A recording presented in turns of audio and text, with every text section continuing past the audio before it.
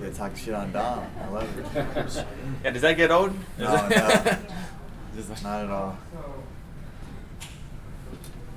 How would you describe this week so far coming home? Because I know you wanted to fight on this card originally, but has it been kind of fun to still get the love, but also not be in the fight week mode? It's been great since I, came home to Ohio. I lived here for a few years, had some extensive amateur, cage fights and boxing back here, and the land's awesome. I've had some, tough fights growing up through here, so it's great to come back and the UFC come here, have formal teammates, with Steve Miocic and Jessica Ai that's on the card, and also with Urijah Faber, that's my teammate now and mentor.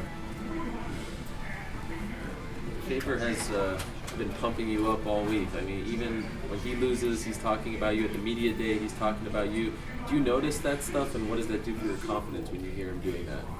It's a guy that I looked up to for many years now, and I'm part of his team, and representing his team at the highest level and getting ready for a title shot. So he's been there throughout his career in title fights and big fights and on the top since for decades now. So he knows what I can do, and that's why he's pushing. It's not that just like with TJ, he pushed TJ, and TJ's a world champion. Urijah is a very intelligent human on scouting fighters. That's why our team's so good. He sees talent, he scouts them and brings them out, and that's how our team's so strong. So he knows what I can do. That's why he's pushing for it. In a perfect world, when would the Dom fight happen for you? December 30th in Las Vegas. That, in a perfect world, I think I live in a perfect world, so I think it's going to happen. You mentioned at the Q&A, that's my next fight. That's what you said. Yeah. Is that official yet, or is that what you want your next fight to be? Yeah, in my mind, that's my next fight, and I think in Dom's mind, he has to get ready for it. He knows it's upon him. The fans want it. It makes sense. I truly believe I'm next in line for the title shot. Have they told you explicitly that you're getting it? No, they haven't yet. Hopefully in the next weeks or so to come, we can come to agreements on some things and get it signed and get it done. But until then, I'm just enjoying getting back in the gym, doing the media obligations. I've been super busy this year. It's my third fight, so just kind of enjoying it. Get to come home and see some family and friends and enjoy some fights. I'm just enjoying life and taking one day at a time. What are some of the things that you need to agree on? Just getting the fight. Dot some T's and cross some I's. Dot some I's and cross some T's. There you go. That's a blooper right there. You singled out UFC 207 as the card in that perfect world when you would fight him. Is that more important to you than the Sacramento card? You know what? I don't have Dom no excuse. I want to give Dom any excuses. When I dethrone him and steal his legacy. So I say neutral ground is Las Vegas, the fighting capital of the world. Not saying that he wouldn't come to Sacramento, but I don't want to hear that guy saying, after I beat him, that he came to my backyard. So even the playing field's out and fighting in Vegas. I know you're a person who likes to visualize things, and I know you don't want to think too far past a fight with Dom, but if you were to win, do you see yourself in a situation where maybe the UFC comes back to Cleveland and you get a homecoming like Steve? That'd be great. I think tonight we'll showcase a lot of the fans, coming out here and supporting some local fighters like Stipe, who's fought and was born here and raised, and gets his first title defense in Cleveland. And hope I can do the same once I get the title. First thing I gotta do is get the title. After your win in 2-2, when you guys were kind of motioning back and forth to each other, it was picture perfect, right? Did you have any idea that was even a possibility? No, I saw him up on the screen. I thought we were gonna do the fight breakdown, how you usually do. So I'm trying to gather my thoughts and calm myself down, because after a big win like that, your adrenaline is skyrocketed. So I see Dom's stupid ass face on the screen. I'm like, oh, so I thought he was down here. I'm looking for him. I was ready to run through the cage and grab him up, but he was in the Fox booth, being safe, hiding behind the desk. So yeah, I didn't expect that, but I'm glad that they put him on screen and he's willing to fight me. We'll see when the door locks.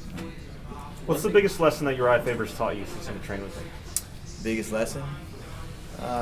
Man, so many lessons. He's a great mentor. Think about it, he's been fighting since he was 24 years old. He's 37 now. He's been fighting the top guys in the world. So One of the greatest things I would say is when I first got out there, I was I was 1-0 when I came out there, and I didn't really train like a true professional. I was a fighter, I was raw as a fighter. I had talent, skill. I guess changing it into a lifestyle, becoming, the MMA lifestyle, inside, outside, what you do in the gym, what you do in the octagon, what you do outside.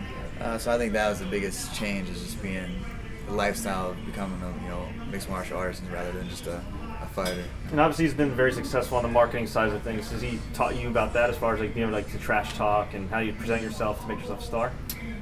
He helps out, but I'm kind of my own person with that. I don't have a hard time marketing myself or selling a fight. I'm going out there and performing and calling out the champ. It's something I want to be since I was 13 years old.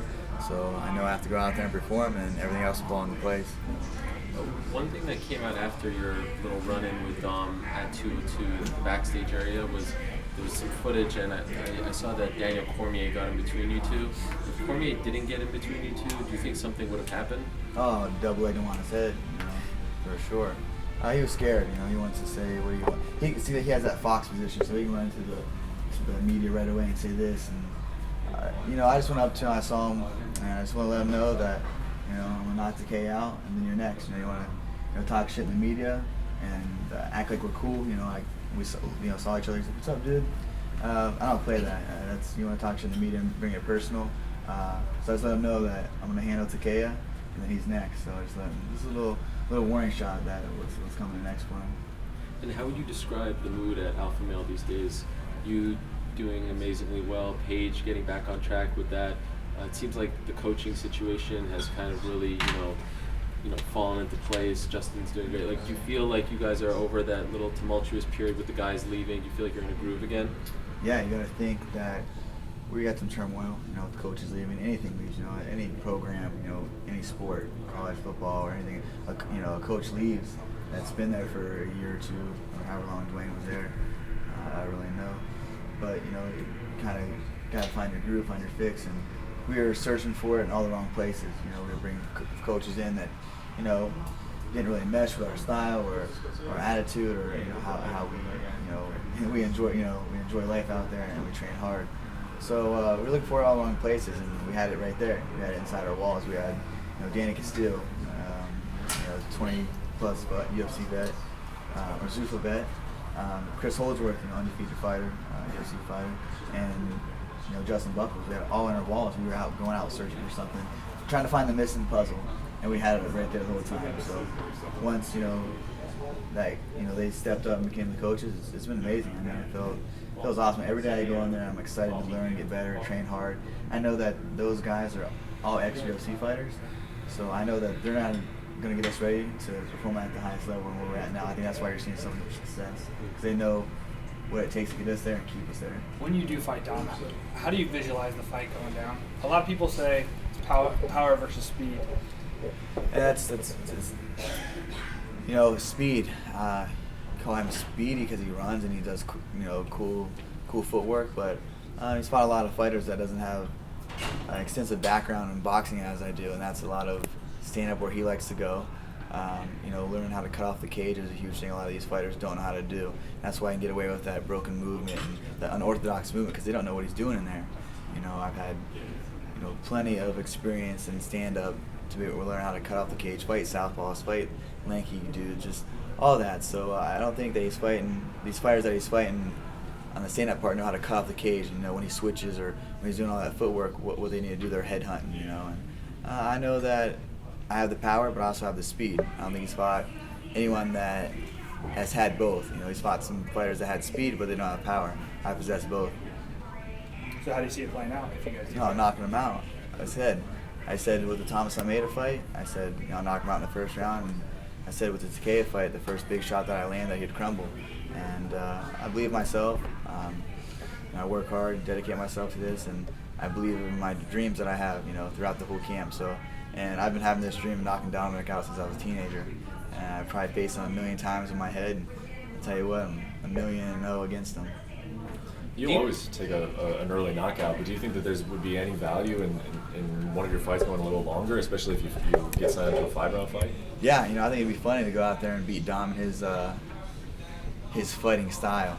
Go out there and just outpoint him, outclass him, take him down, and ride out a decision.